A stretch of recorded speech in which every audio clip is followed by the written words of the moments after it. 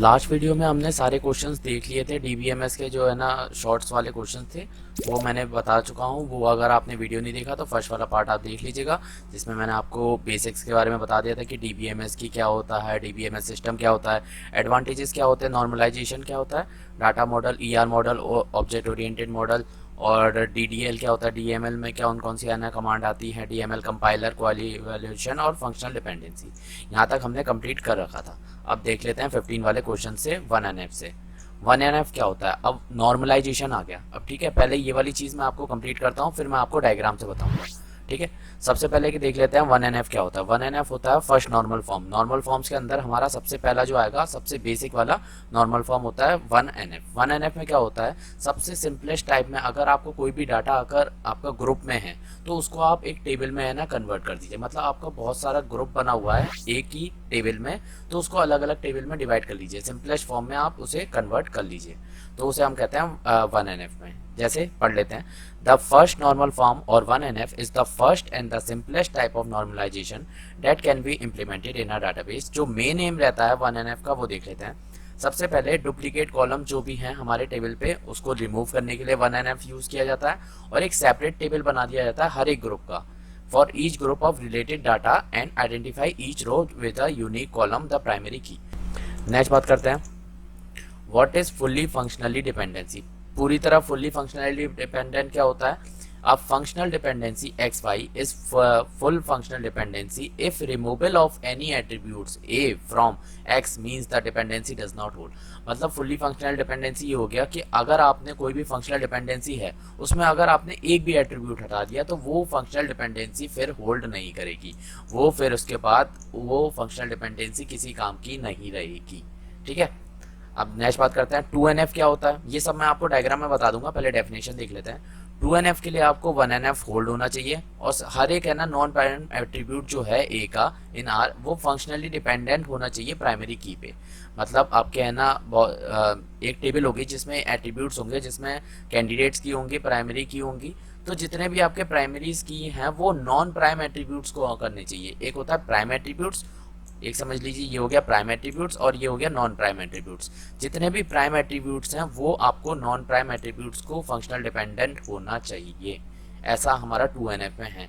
अगर कोई नहीं हो रहा है तो वो 2NF ब्रेक कर रहा है, उसको फिर नॉर्मलाइज करके 2NF में टेबल में आपको कन्वर्ट करना पड़ेगा। ठीक है, नेक्स्ट बात करते हैं 3NF क्या होता है। 3NF के लिए आपको 2NF की सारी प्रॉपर्टी फुलफिल होनी चाहिए, और इसमें कोई भी फंक्शनल ट्रांजिटिव डिपेंडेंसी नहीं होनी चाहिए। ट्रांजिटिव डिपेंडेंसी मतलब कि अगर कोई भी आपका नॉन प्राइम एट्रीब्यूट्स है, मतलब नॉन प्राइम एट्रीब्यूट्स, या समझ लीजिए इसे नॉन लिख दीजिए, ये नॉन प्राइम एट्रीब्यूट और ये भी आपका नॉन प्राइम एट्रीब्यूट, अगर नॉन प्राइम आपका है ना फंक्शनल डिपेंडेंट कर रहा है तो ये हमारा हो जाता है ट्रांजिटिव डिपेंडेंसी। ये नहीं होनी चाहिए 3NF में, अगर ऐसी है तो आपको ब्रेक करना पड़ेगा। ठीक है, ये लिखा हुआ है there are no functional transitive dependency between two or more non prime key attributes. दो और उससे ज़्यादा प्राइम एट्रीब्यूट के बीच में कोई भी फंक्शनल डिपेंडेंसी नहीं होनी चाहिए। ठीक है, BCNF में बात कर लेते हैं। BCNF में सारे 3NF के सारे चीज़ें होनी चाहिए, और हर एक कैंडिडेट जितने भी हमारे प्राइम एट्रीब्यूट है, मतलब आपके लेफ्ट साइड में जो भी होगा वो हमारा कैंडिडेट की होना चाहिए।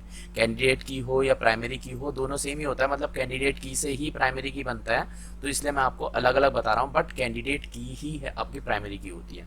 समझ लीजिए आपका जैसे लिखा हुआ है AB टेंड्स टू C। ठीक है, अगर AB टेंड्स टू C लिखा हुआ है तो ये आपका AB जो है वो सिर्फ अगर A हमारा प्राइम एट्रीब्यूट है तो BCNF में नहीं आएगा, सिर्फ हमारा B प्राइम एट्रीब्यूट है तो हमारा BCNF में नहीं आएगा।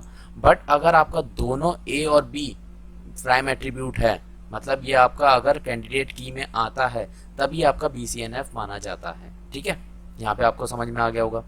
नेक्स्ट बात करते हैं 4NF क्या होता है। 4NF के लिए BCNF की सारी प्रॉपर्टी होनी चाहिए, और कोई भी मल्टी वैल्यूड डिपेंडेंसी नहीं होनी चाहिए। ये चीज़ें मैं आपको आगे बता दूंगा, मल्टी वैल्यूड डिपेंडेंसी कैसी होती है, क्या होता है। ठीक है, 5NF क्या होता है। 5NF में है ना ये नया आया है, इसमें आपको ज़्यादा पूछेगा भी नहीं 5NF के बारे में। इसमें मतलब ये है कि कोई भी जॉइंट डिपेंडेंसी नहीं होनी चाहिए। मतलब आपके अलग अलग टेबल्स हैं, जैसे ए टेबल है, 2 टेबल है, 3 टेबल है, 3 टेबल है, अगर आपको है ना इसको मिला के तीनों को मिला के कुछ जॉइंट्स मिला के आप एक बढ़िया सा टेबल बना ले रहे हैं तो वो 5NF में आ जाता है। कि ऐसा नहीं होना चाहिए कि हमारे अलग अलग टेबल्स की जॉइंस लगाकर हम एक नया टेबल बनाते जो सारे डाटा को एक्सेस कर सकता है, ऐसा नहीं होना चाहिए। तो जॉइंट डिपेंडेंसी हमारी नहीं होनी चाहिए इसमें, ठीक है। सारे 4NF की प्रॉपर्टीज को फॉलो करना चाहिए and it can not have a lossless decomposition. Lossless decomposition नहीं होना चाहिए into any number of smaller table, कोई भी स्मॉलर टेबल में, ठीक है। अभी मैंने आपको NF के बारे में सारे बता दिए। अब यहाँ से डायग्राम पे देख लेते हैं। गीक्स फॉर गीक्स पहले देख लेते हैं। गीक्स फॉर गीक्स पे, गीक्स फॉर गीक्स पे ये आप आएंगे तो ये आपको एक अच्छा सा है ना फोटो दिख जाएगा, तो वो देख लेते हैं। जैसे यूज़र है, यूज़र का यूज़र रिक्वायरमेंट स्पेसिफिकेशन आया, उसमें है ना अननॉर्मलाइज फॉर्म है, मतलब उसने कुछ डाटा बनाया और अननॉर्मलाइज्ड है, नॉर्मलाइज नहीं किया। अब जब इसको नॉर्मलाइज 1NF पे जाओगे तो जितने भी आपके रिपीटिंग ग्रुप हो रहे होंगे, अलग अलग ग्रुप को अलग अलग टेबल में हम तोड़ लेंगे, तो उसके बाद बन गया हमारा 1NF। 1NF के बाद जो भी आपकी पार्शियल डिपेंडेंसी होगी उसको है ना अगर आप रिमूव कर देंगे तो 2NF बन जाएगा। 2NF के बाद अगर आप ट्रांजिटिव डिपेंडेंसी को रिमूव कर देंगे तो आपका 3NF बन जाएगा। 3NF में अगर आप मेक श्योर कर लेंगे कि हर एक जो डिटर्मिनेंट है वो हमारा कैंडिडेट की है तो हमारा BCNF बन जाएगा। 4NF के लिए क्या करना पड़ेगा आपको, मल्टी वैल्यू डिपेंडेंसी को अगर आप रिमूव कर देंगे तो वो 4NF बन जाएगा। 5NF के लिए जॉइंट की डिपेंडेंसी को रिमूव कर देंगे तो वो 5NF बन जाएगा। ये एक सिंपल सा डायग्राम है जिसे आप यहाँ से देख सकते हैं। अब यहाँ पे जो डेफिनेशन लिखी हुई है इसे आप आके पढ़ लीजिएगा, इसके लिंक मैं आपको बता दे दूंगा, ठीक है। तो ये लिंक आप आके देख लीजिएगा, जॉइंट डिपेंडेंसी क्या होता है, फंक्शनल डिपेंडेंसी क्या होती है, ठीक है। नेक्स्ट बात करते हैं, सेम ऐसे ही है ना जावा टी पॉइंट में भी लिखा हुआ है, यहाँ पे भी अच्छा लिखा हुआ है। 1NF है तो रिपीटिंग ग्रुप को एलिमिनेट करना है, 2NF है तो फंक्शनल डिपेंडेंसी को रिमूव करना है, 3NF है तो ट्रांजिटिव डिपेंडेंसी, 4NF को मल्टी वैल्यू डिपेंडेंसी, 5NF में जॉइंट डिपेंडेंसी को रिमूव करना होता है, ठीक है। यहाँ पे आप सारी चीज़ें पढ़ सकते हैं कि छोटी छोटी डेफिनेशन लिखी हुई है, 1NF, 2NF, 3NF और BCNF, 4NF और 5NF, ठीक है। स्क्रीनशॉट ले लीजिए, आपको बाद में पढ़ लीजिएगा ये, ठीक है। नेक्स्ट बात करते हैं, अब आगे देखते हैं व्हाट इज़ क्वेरी। क्वेरी क्या होता है, मतलब कोई भी आपने यूज़र का कमांड दिया, मतलब आपने कुछ भी लिखा कमांड दिया और उससे आप कोई डाटाबेस डाटा निकाल कर लिया है, उसे हम कहते हैं क्वेरी। मतलब आप कुछ कमांड देखें और उससे हमारा कुछ डाटा आ जाएगा तो उसे हम कहेंगे query. A query with respect to database relate to the user command that are used to interact with the database। कोई भी क्वेरी जिससे हम डाटाबेस से इंटरेक्ट कर सकें, मतलब आपने कुछ लिखा तभी तो है ना वो डाटा निकाल के दिया, तो आप इंटरेक्ट ही तो कर रहे हैं इनडायरेक्टली, तो इंटरेक्ट करके हम कुछ डाटाबेस से कुछ निकाल सकें उसे हम कहते हैं क्वेरी। क्वेरी का ऑप्टिमाइजेशन क्या होता है, what is mean by query optimization. Query आपकी बनी है, ठीक है, उस क्वेरी से आपको फैच करने में बहुत टाइम लग रहा है, जैसे आपने लगा दिया सिलेक्ट स्टार और फ्रॉम टेबल का नाम, फिर इसके बाद आपने लिख दिया कि वेयर क्रिएटेड बाई या फिर created on greater than this, greater than कोई भी आपने तारीख दे दी। अब इसमें आपको बहुत सारा डाटा निकल के आ सकता है। क्रिएटेड ऑन वाला आपका एक एट्रीब्यूट होगा, तो उससे अगर आपको बहुत सारा डाटा निकल के आ रहा है तो ये आपका क्वेरी ऑप्टिमाइज नहीं है। इसको आप सही तरीके से जो आपको डाटा चाहिए वही आपको क्वेरी लिखनी पड़ेगी। तो क्वेरी ऑप्टिमाइजेशन वही होता है कि क्वेरी को ऑप्टिमाइज कर दो अच्छे से। The phase that identifies an efficient execution plan for evaluating a query that has a least estimate cost is referred to as query optimization। यही चीज़ मैंने आपको बता दी। एट्रीब्यूट क्या होता है, it is a particular property which describe the entity. कोई भी आपकी एंटिटी है उसको अगर डिफाइन करते हैं कुछ प्रॉपर्टीज, जैसे आपकी क्लास है, अब क्लास के अंदर आपका हो सकता है क्लास का नेम हो, कौन सा जैसे CS का सेकेंड ईयर का क्लास है, मतलब ये समझ लीजिए एक क्लास है जिसमें आपके बहुत सारे स्टूडेंट्स हो सकते हैं, नंबर ऑफ स्टूडेंट्स का एक हो गया, ठीक है। एक हो गया हमारे नंबर ऑफ टीचर्स कितने हैं इस क्लास के अंदर, कौन कौन से सब्जेक्ट पढ़ाए जाते हैं इस क्लास में, ठीक है, और ये कौन सी ईयर के लिए क्लास है, CS के लिए डिपार्टमेंट, कौन से डिपार्टमेंट के लिए क्लास है। तो ये हमारे एट्रीब्यूट्स हो गए और ये हमारा एक हो गया पूरा एक एंटिटी, ठीक है। नेक्स्ट बात करते हैं RDBMS क्या होता है। देखो एक DBMS तो मैंने बताया था, database management system. Relational database management system क्या करता है, ये हमारा डाटाबेस तो होता ही है, फाइल हमारी स्टोर होती है हमारी डाटाबेस में, बट ये इंडेक्सेस के साथ होती है, तो ये टेबुलर स्ट्रक्चर में रहता है। इसका डिफरेंस मैं आपको दिखा देता हूँ। DBMS और RDBMS का बहुत अच्छा लिखा हुआ है गुरु 99 पे। देखो DBMS जो स्टोर करता है वो डाटा फाइल में करता है, और डाटा जो RDBMS करता है वो टेबल्स के फॉर्म में स्टोर करता है, ठीक है। डाटाबेस का स्ट्रक्चर क्या होता है, नेविगेशनल या फिर हिरार्चिकल फॉर्म में, और ये टेबुलर स्ट्रक्चर में, क्योंकि टेबल में कर रहा है तो टेबुलर स्ट्रक्चर में हो गया, ठीक है। DBMS क्या करता है, सिर्फ सिंगल यूज़र को सपोर्ट करता है, यहाँ पे मल्टीपल यूज़र को सपोर्ट करता है। इसमें कोई गारंटी नहीं है कि आपके एसेट प्रॉपर्टी को फॉलो करना नहीं हो पाती, बट इसमें एसेट प्रॉपर्टी को हमेशा फॉलो करता है।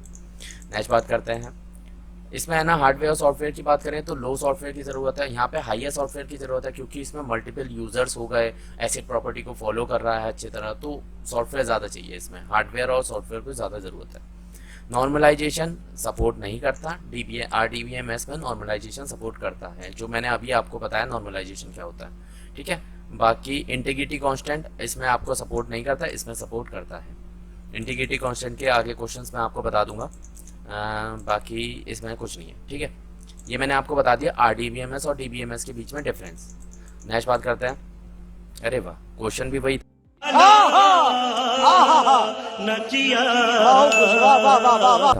चलो इसे हम सिंपल से पढ़ लेते हैं और ख़त्म करते हैं। DBMS provide a systematic and organized way of storing, managing and retrieving from collection of logical related information।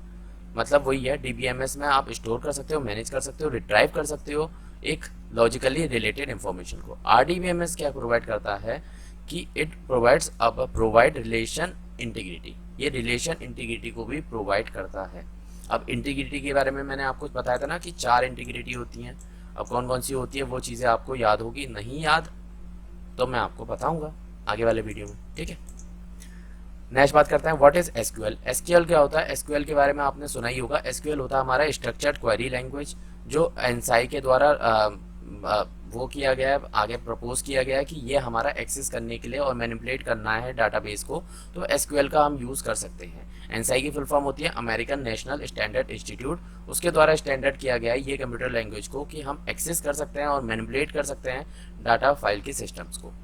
SQL statement are use to retrieve and update data in a database. हम इससे SQL स्टेटमेंट की help से, जो हमने query बताया था ना, वो SQL में ही लिखेंगे क्वेरी, उसको हम रिट्राइव कर सकते हैं, डाटा अपडेट कर सकते हैं, डिलीट कर सकते हैं, कुछ भी कर सकते हैं SQL की हेल्प से।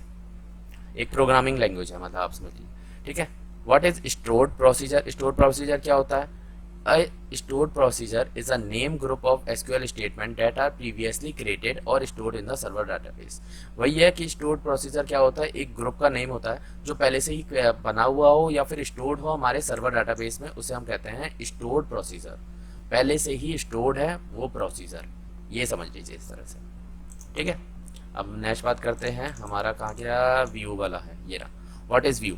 A view may be a subset of the database or it may contain virtual data that is derived from the database file but is not explicitly stored।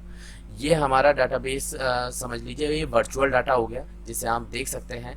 इसे अलग अलग तरीके से यूज़ करते हैं कि हम database की फाइल में हम ड्राइव कर सकें, अलग से हम इसे स्टोर नहीं करते हैं, database में ही हम इसे स्टोर करते हैं।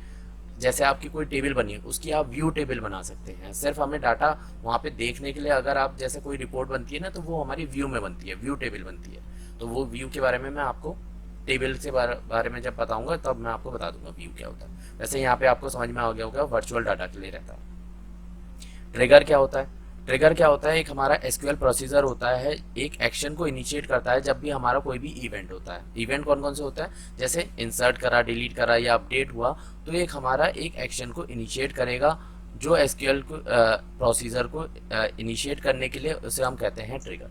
ट्रिगर मतलब कोई भी आपने इवेंट किया, उसका कोई भी एक्शन इनिशिएट करता है SQL प्रोसीजर, तो उसे हम कहते हैं ट्रिगर, ठीक है।